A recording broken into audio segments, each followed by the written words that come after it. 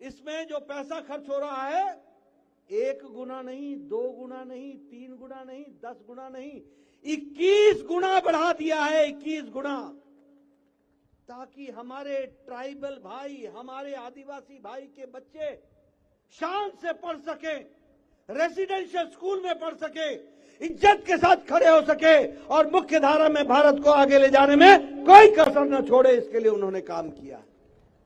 मित्रों, मैं यहां यह भी कहना चाहता हूं कि लगभग अगर स्वच्छता अभियान की बात करें तो 1.5 करोड़ स्वच्छता घर, इज्जत घर ये ट्राइबल इलाके में बनाए गए हैं। यानी प्रधानमंत्री मोदी जी ने महिला सशक्तिकरण के साथ साथ आदिवासी सशक्तिकरण भी किया। आदिवासी इलाके में स्वच्छता अभियान के साथ जोड़ा गया। पीएम जन्म, इस कार्यक्रम के तहत लगभग 24,000 करोड़ रुपए खर्च हो रहे हैं। और मैं आदिवासी भाइयों को बताना चाहता हूं कि वनधन केंद्र के माध्यम से आदिवासी उत्पादकों के लिए और नए हाट बनाने का काम जहां प्रधानमंत्री मोदी जी ने किया है, वहीं वनधन विकास केंद्र के लिए प्रधानमंत्री मोदी जी ने जसवंत सिंह भाभोर और सब लोगों के कहने पर 4,000 करोड़ रुपए आवंटित किया। 4,000 करोड़ रुपए। और वनधन केंद्र में जो सैंक्शन में से डिस्पर्स हुआ है 400 करोड़ रुपए लोगों को वनधन केंद्र के विकास के लिए डिस्पर्स भी कर दिया गया है।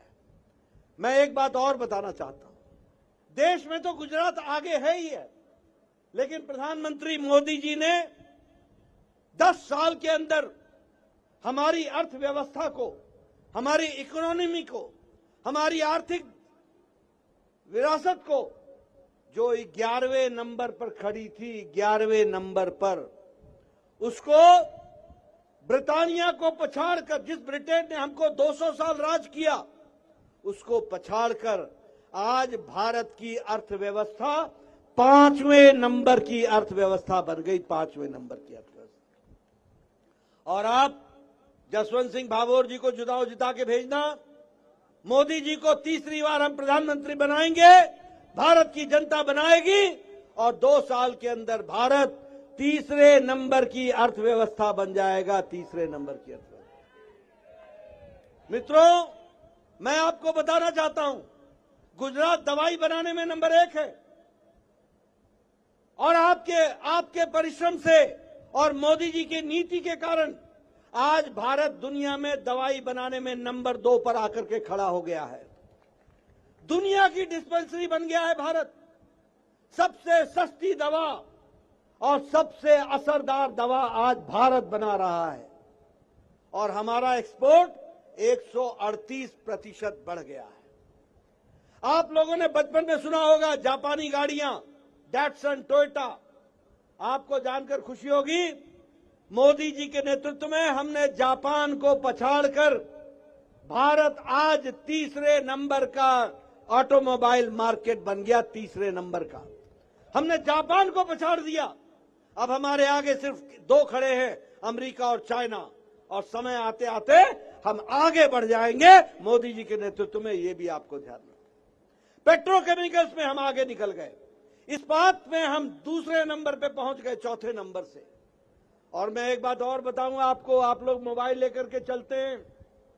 10 साल पहले आपके मोबाइल पे लिखा होता था made in China, made in Taiwan, made in Korea, made in Japan. आज आप सबके हाथ में जो मोबाइल है उस पे लिखा हुआ है मेड इन इंडिया।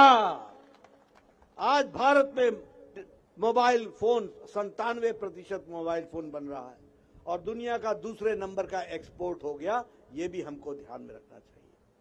अगर मैं नेशनल हाईवे की बात करूं तो मैं आपके सामने बताना चाहता हूं कि नेशनल हाईवे 55,000 किलोमीटर बना है पिछले 5 सालों में और लगभग 52,000 किलोमीटर हमारे रेलवे ट्रैक इलेक्ट्रिफिकेशन हुआ है।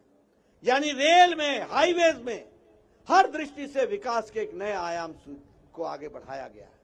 आज सौराष्ट्र में all India institute of medical sciences आ गया। आज हाईवेज पे हाईवेज बन रहे हैं, हर दृष्टि से विकास हो रहा है।